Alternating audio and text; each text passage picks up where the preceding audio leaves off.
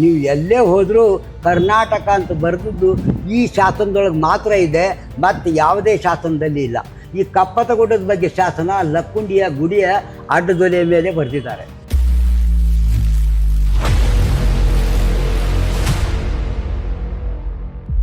ಗೆಳೆಯರೇ ನಮಸ್ಕಾರ. ನಾವಿವತ್ತಿದ್ದೀವಿ ಗದಗ ಜಿಲ್ಲೆಯ ಮುಂಡರಗಿ ತಾಲೂಕಿನ ದೋಣಿ ಅನ್ನೋ ಒಂದು ಗ್ರಾಮದಲ್ಲಿ. ಈ ಗ್ರಾಮದಲ್ಲಿ ಸುಮಾರು ಇತ್ತೀಚೆಗೆ ತಿಳಿದ ಮಾಹಿತಿ ಪ್ರಕಾರ ಸುಮಾರು ಒಂದು 10 ಶಾಸನ ಇದೆ ಅನ್ನೋದು ಕೂಡ ತಿಳಿತು. ಹಾಗಾಗಿ ಆ ಶಾಸನಗಳು ಮತ್ತು ಈ ಊರಿನ ಒಂದು ಇತಿಹಾಸನ ಹುಡ್ಕೊಂಡು ಇವತ್ತು ಬಂದಿದ್ದೀವಿ. ಸೊ ನಮ್ಮ ಜೊತೆ ಅದಾಕಟ್ಟಿ ಮನೆಯವರಿದ್ದಾರೆ. ಅವರು ಈ ಊರಿನ ಸಮಗ್ರವಾದ ಇತಿಹಾಸವನ್ನು ನಿಮಗೆ ತಿಳಿಸ್ಕೊಡ್ತಾರೆ. ಸರ್ ನಮಸ್ಕಾರ ವೀಕ್ಷಕರೇ. ಈ ದೋಣಿ ಗ್ರಾಮ 10ನೇ ಶತಮಾನದಲ್ಲಿ ಒಬ್ಬ ರಾಣಿ ಜೈನರ ದೇವಾಲಯಗಳನ್ನು 2 ಇಲ್ಲಿ ಕಟ್ಟಿಸ್ತಾ. ಒಂದು ದೇವಾಲಯ ಈಗ ಅದು ಜೈನರ ಗುಡಿ, ದೋಣಿ ಕಮ್ಮನ ಗುಡಿ ಅಂತ ಕರೀತಾರೆ. ಇನ್ನೊಂದು ಇಲ್ಲಿರ್ತಕ್ಕಂಥ ಈಶ್ವರ ದೇವಾಲಯ, ಇಲ್ಲಿರ್ತಕ್ಕಂಥ ಶಾಸನ ಆ ಡೋಣಿ ಕಮ್ಮ ಅಥವಾ ಡೋಣಿ ಕವಿ ಅನ್ನುವಂಥ ಏನು ಕಟ್ಟಿಸ್ತಾಳ 2 ಜೈನ ಬಸ್ತಿಗಳೊಳಗೆ ಇಲ್ಲಿ ಜೈನ ಮೂರ್ತಿಗಳು ಇದ್ದದ್ದು, ಅವನ್ನು ಒಡೆದದ್ದು ಕೆಲವು ಊರು ಹೊರಗೆ ಬೀಸಾಕಿದ್ದಾರೆ. ಒಟ್ಟಾರೆ ಇಲ್ಲಿ 2 ಜೈನ ಬಸ್ತಿಗಳನ್ನು ಕಟ್ಟಿಸ್ಲಿಕ್ಕೆ 10ನೇ ಶತಮಾನದಲ್ಲಿ ಕಲ್ಯಾಣ ಚಾಲುಕ್ಯ ಅರಸರ ಮಾಂಡ್ಲಿಕನಾದಂಥ ಏನು ಆಳ್ವಿಕೆ ಮಾಡ್ತಕ್ಕಂಥ ಹೆಣ್ಮಗಳು ತಿಪ್ಪರಸನ ಆಳ್ವಿಕೆಯೊಳಗೆ 1069 ಇಲ್ಲಿರ್ತಕ್ಕಂಥ ಗ್ರಾಮ, ಈ ಗ್ರಾಮ ಕರ್ನಾಟಕ ಮಂಡಲವನ್ನು ಆಳುವ ತಿಪ್ಪರಸನ ಆಳ್ವಿಕೆಯಲ್ಲಿ ಅವಳು ಇಲ್ಲಿ ಆಳ್ವಿಕೆ ಮಾಡ್ತಾ ಇದ್ಲು ಅಂತ ಹೇಳ್ತೀವಿ. ಆ ಹೆಣ್ಮಗಳು 2 ಜೈನ ಬಸ್ತಿಗಳನ್ನು ಕಟ್ಟಿಸಿದ್ರ ಬಗ್ಗೆ ಇವತ್ತಿಗೂ ಒಂದು ಗುಡಿ ಉಳಿದು ಬಂದದ, ಅದು ದೋಣಿ ಕಮ್ಮನ ಗುಡಿ. ಇನ್ನೊಂದು ಜೈನ ಬಸ್ತಿ ಸಂಪೂರ್ಣ ಹಾಳಾಗ್ಯದ. ಈ ಜೈನ ಬಸ್ತಿಯ ಶಾಸನದೊಳಗೆ ಇಲ್ಲಿರ್ತಕ್ಕಂಥ ಶಾಸನಗಳ ಉಲ್ಲೇಖ ನೋಡಿದಾಗ ಈ ದೋಣಿ ಗ್ರಾಮ ಅಗದಿ ಪ್ರಾಚೀನತಮ 1000 ವರ್ಷದ ಆಚೆ ಭವ್ಯವಾದಂಥ ಇತಿಹಾಸವನ್ನು ಹೊಂದಿತ್ತು ಅಂತ ಹೇಳ್ತೀವಿ. ಕನ್ನಡದ ಹಿರಿಮೆಯನ್ನು ಜಗತ್ತಿಗೆ ಸಾರುವ ನಿಟ್ಟಿನಲ್ಲಿ ಒಂದು ವಿಶಿಷ್ಟವಾದ ವಿನ್ಯಾಸ. ಕನ್ನಡದ ಕ ಅನ್ನುವ ಅಕ್ಷರ ಅಶೋಕನ ಕಾಲದಲ್ಲಿ ಈಗಿನ ಪ್ಲಸ್ನಂತೆ ತೋರುತ್ತಿದ್ದು, ಮುಂದೆ ಸಾತವಾಹನರು, ಬನವಾಸಿಯ ಕದಂಬರು, ಬಾದಾಮಿಯ ಚಾಲುಕ್ಯರು, ಮಾನ್ಯಕೇಟದ ರಾಷ್ಟ್ರಕೂಟರು, ಕಲ್ಯಾಣದ ಚಾಲುಕ್ಯರು, ದೋರ ಸಮುದ್ರದ ಹೊಯ್ಸಳರು, ವಿಜಯನಗರದ ಕರ್ನಾಟರು, ಮೈಸೂರಿನ ಒಡೆಯರ್ಗಳವರೆಗೂ ಬೆಳೆದು ಬಂದ ಹಾದಿಯನ್ನು ಇಲ್ಲಿ ತೋರಲಾಗಿದೆ.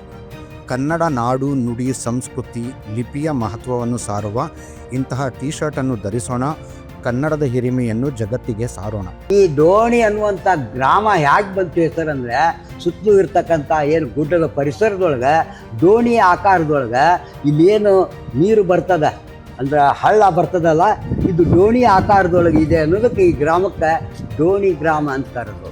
ಈ ದೋಣಿ ಗ್ರಾಮದೊಳಗೆ ಇಲ್ಲಿರ್ತಕ್ಕಂಥ ಹಿಂದೆ ಅಗಸಿ ಅಂದರೆ ಈ ಊರಿನ ಅಗಸಿ ಒಳಗೆ ಸುಧಾ ವೀರಗಲ್ಲು ಶಾಸನ ಇದೆ.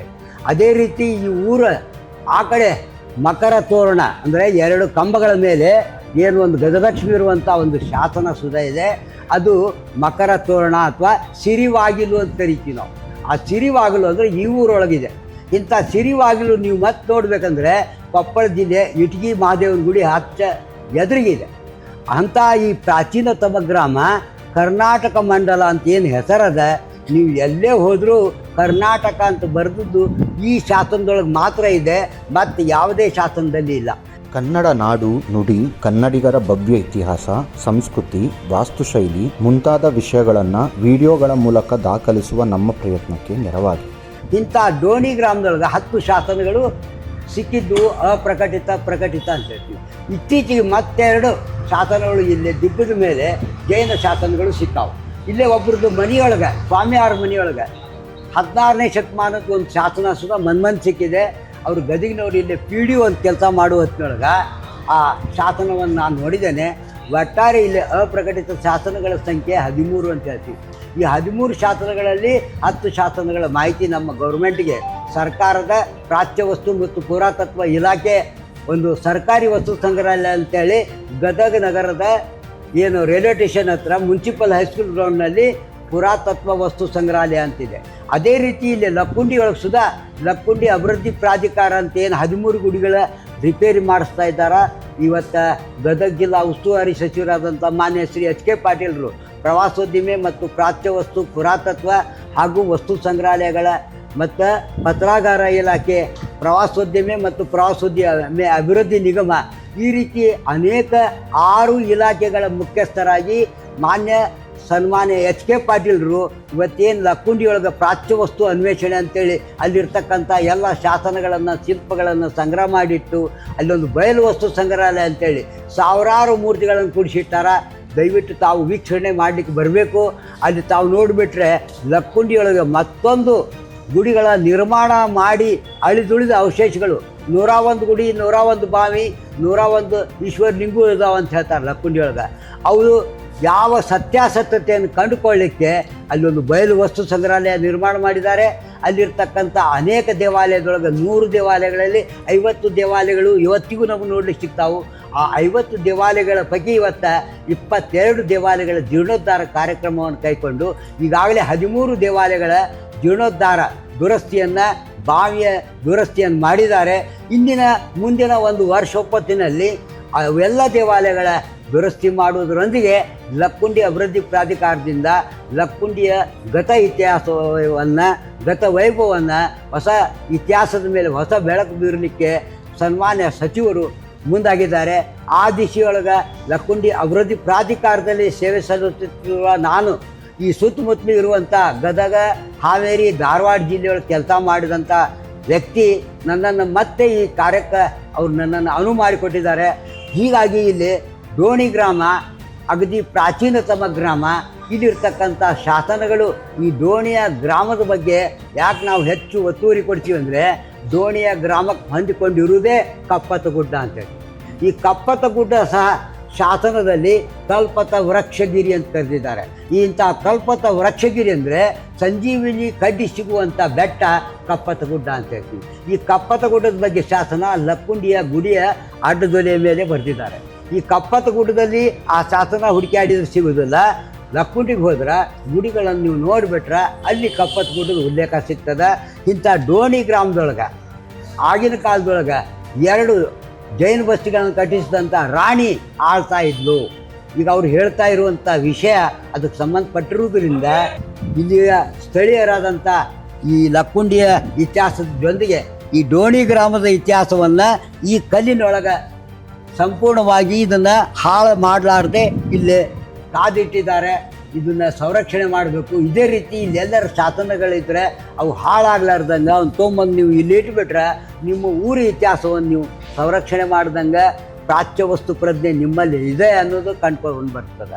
ಅನೇಕ ಪ್ರಾಚೀನ ಸ್ಮಾರಕಗಳನ್ನು ನಾವು ನೋಡ್ತಾ ಇದ್ದರೆ ಇಲ್ಲೊಂದು ಡೋಣಿಕಮ್ಮನ ಗುಡಿ, ಇಲ್ಲೊಂದು ಈಶ್ವರ ದೇವ್ರ ಗುಡಿ, ಇಲ್ಲಿ ಅಕ್ಷಿಯೊಳಗೂ ಸಹ ಒಂದು ಜೈನ ಬಸ್ತಿ ಸಂಬಂಧಪಟ್ಟಂಥ ಶಾಸನ, ಶಿಲ್ಪ, ವೀರುಗಲ್ಲುಗಳಿವೆ. ಜೊತೆಗೆ ಇಲ್ಲಿರ್ತಕ್ಕಂಥ ಮೊದಲಿನ ಈಶ್ವರ ದೇವಾಲಯ ಇವತ್ತು ಜೀರ್ಣೋದ್ಧಾರ ಮಾಡಿದ್ದಾರೆ. ಅದೇ ರೀತಿ ಗ್ರಾಮದೊಳಗೆ 6-8 ಪ್ರಾಚೀನ ಸ್ಮಾರಕಗಳು, ಸಿರಿವಾಗಲು ಅಂತ ಹೇಳಿದ್ನಲ್ಲ ತೋರಣಗಲ್ಲು, ಅದರ ಮೇಲೆ ಶಾಸನ ಇದೆ. ಅದು ಹನುಮಂತಿಯವ್ರ ಗುಡಿ ಹತ್ರ ಇದೆ, ಈ ಊರಿನ ಆ ಕಡೆ ಇದೆ. ಒಟ್ಟಾರೆ ಈ ಕಪ್ಪತ್ತಗುಡ್ಡಕ್ಕೆ ಸಂಬಂಧಪಟ್ಟಂಥ ಶಾಸನದೊಂದಿಗೆ ಈ ಡೋಣಿ ಗ್ರಾಮ ಕರ್ನಾಟಕ ಮಂಡಲ ಅನ್ನುವಂಥ ಶಾಸನೋಕ್ತ ಮಾಹಿತಿ ಶಾಸನಗಳಲ್ಲಿದೆ. ಹೀಗಾಗಿ ಈ ಶಾಸನಗಳನ್ನು ಯಾರೂ ಹಾಳು ಮಾಡಲಾರ್ದಂಗೆ ನಾವು ನೋಡ್ಕೋಬೇಕು. ಇದು ನಮ್ಮ ಪ್ರಾಚ್ಯ ವಸ್ತು ಪ್ರಜ್ಞೆ ಅಂದರೆ ಪರಿಸರ, ಅವುಗಳ ಪ್ರಾಚೀನ ಸ್ಮಾರಕಗಳ ಸುತ್ತಲೂ ಯಾವುದೇ ಕಸ ಹಾಕಲಾರ್ದಂಗೆ ಸ್ಮಾರಕಗಳನ್ನು ನಾವು ರಕ್ಷಣೆ ಮಾಡಬೇಕು ಅನ್ನೋದು ನಮ್ಮ ಪುರಾತತ್ವ ಇಲಾಖೆಯ ಒಂದು ಕಾರ್ಯಕ್ರಮದಡಿ ಇಲ್ಲೇ ನಾವು ಇವೆಲ್ಲವನ್ನು ತಮಗೆ ಸವಿಸ್ತಾರವಾಗಿ ಡೋಣಿ ಗ್ರಾಮದ ಬಗ್ಗೆ ತಿಳಿಸಿದ್ದೇನೆ. ಮತ್ತು ಹೆಚ್ಚಿನ ಏನು ಶಾಸನದಲ್ಲಿ ಮಾಹಿತಿ ಸಿಕ್ಕರೆ ಮತ್ತೆ ನಾವು ಬಂದಾಗ ಮತ್ತೆ ಇದಕ್ಕಿಂತ ಹೆಚ್ಚು ಹೇಳ್ತೀನಿ ಅಂತ ಹೇಳಿ ನನ್ನ ಮಾತನ್ನು ಇಲ್ಲಿ ನನಗೆ ಎಷ್ಟು ಮಾಹಿತಿ ಇದೆ ಅದನ್ನು ಹೇಳಿದ್ದೇನೆ. ನಮಸ್ಕಾರ. ಇನ್ನು ಇದೇ ಒಂದು ಡೋಣಿ ಗ್ರಾಮದಲ್ಲಿ ಹೊನ್ನಪ್ಪ ಅವರು ನಮ್ಮ ಜೊತೆ ಇದ್ದಾರೆ. ಸೊ ಅವರು ಇವತ್ತವರೆಗೂ ಈ ಒಂದು ಭಾಗದಲ್ಲಿ ಸಿಕ್ಕಿರುವಂಥ ಶಾಸನಗಳು ಬಗ್ಗೆ ಅಥವಾ ಈ ಊರಿನ ಬಗ್ಗೆ ಅವ್ರಿಗೆ ಏನೇನು ಮಾಹಿತಿ ಇದೆ ಅದನ್ನು ತಿಳಿಸ್ಕೊಡ್ತಾರೆ. ಸುಮಾರು ಇದು ಪೂರ್ವದಲ್ಲಿ ಇದು ಏನು ಡೋಣಿ ಗ್ರಾಮ ಅಲ್ಲ, ಡೋಣಿ ಗ್ರಾಮ ಹಳ್ಳದ ಆ ಕಡೆ ಐತಿ. ಈ ಕಡೆ ಇದು ಒಂದು ಬೇರೆ ಊರು ಕರೀತಿದ್ರು ಹಿಂದೆ. ಈ ಊರಿಗೆ ಹಿಂದಲಿ ಹಿರಿಯರು ಈ ಶಾಸನಗಳನ್ನು ಕಳೆದು ಹೋಗಬಾರ್ದು ಅಂತೇಳಿ ಶಾಸನಗಳನ್ನು ಭದ್ರವಾಗಿ ನಿಲ್ಲಿಸ್ಯಾರ. ಈ ಶಾಸನದೊಳಗೆ ಹಿಂದೆ ಅನೇಕ ಮಂದಿ ಲಿಪಿ ಶೋಧಕರು ಬಂದು ನಮಗೆ ಓದಿ ಹೇಳಿದ ಪ್ರಕಾರ ಈ ಲಿಪಿಯಾಗ ಹಾಲಮ್ಮನ್ನ ಒಂದು ಹಿಂದೆ ಯಜಮಾಂತಿ ದೇವಾಲಯ ಕಟ್ಟಿಸಿ ಈ ಲಿಪಿಯನ್ನು ರಚನೆ ಮಾಡ್ಯಾಳ ಅಂತ ಕೆಲವು ಮಂದಿ ಹೇಳಿದರು. ಕೆಲವು ಜನ ಇಲ್ಲ, ಇದು 11 ಅಗ್ರ ಲಕ್ಷ್ಮೀದೇವಿ ಡೋಣಿ ಗ್ರಾಮದಾಗಿದ್ಲು, ಆ ಗ್ರಾಮದ ಒಳಗೆ ಆ ಗುಡಿ ನಶಿಸಿ ಹೋದಕ್ಕೆ ಈ ಲಿಪಿಯನ್ನು ತಂದು ಇಲ್ಲೇ ಲೇಪನ ಮಾಡ್ಯಾರ, ಈ ಗ್ರಾಮಕ್ಕೆ ಸಂಬಂಧ ಅಲ್ಲ, ಡೋಣಿ ಗ್ರಾಮಕ್ಕೆ ಸಂಬಂಧ ಇದ್ದಿದ್ದು ಅಂತ ಕೆಲವು ಮಂದಿ ಲಿಪಿಗರು ಹೇಳಿದರು. ಇನ್ನೂ ಇಂಥ ಲಿಪಿಗಳು ಸಿದ್ಧಲಿಂಗೇಶ್ವರ ದೇವಾಲಯದಾಗ ಅದಾವು.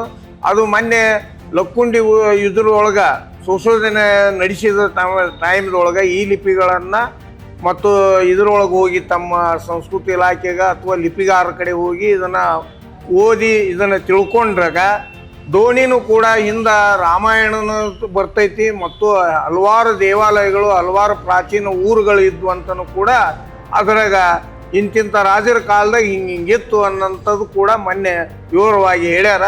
ಇದು ಹೆಚ್ಚಿನ ಮಾಹಿತಿನ ಈಗಾಗಲೇ ಲಿಪಿ ಓದಿ ಸಂಗ್ರಹ ಮಾಡಿ ಯಾವ ಯೂನಿವರ್ಸಿಟಿಯಾಗ ಅದಾವು ತಾವು ಕೂಡ ತಿಳ್ಕೊಂಡು ಇದರ ಮಾಹಿತಿನ ನಮ್ಮ ಊರಿಗೆ ಕೂಡ ಇದ್ರ ಬಗ್ಗೆ ಸವಿಸ್ತರವಾಗಿ ಮುಟ್ಟಿಸ್ರಿ, ಈ ಸುದ್ದಿ ನಮಗೂ ತಲುಪಿಸ್ರಿ. ನಾವು ಕೂಡ ಎಚ್ಚೆತ್ಕೊಂಡು ಮುಂದಿನ ಮಕ್ಕಳಿಗೆ ಮುಂದಿನ ಪೀಳಿಗೆ ಹೇಳಿ ನಾವು ಕೂಡ ಅದನ್ನು ಪ್ರಚಾರದೊಳಗೆ ಒಯ್ತೀವಿ ಅಂತ ಹೇಳಿ ನಾನು ಎರಡು ಮಾತು.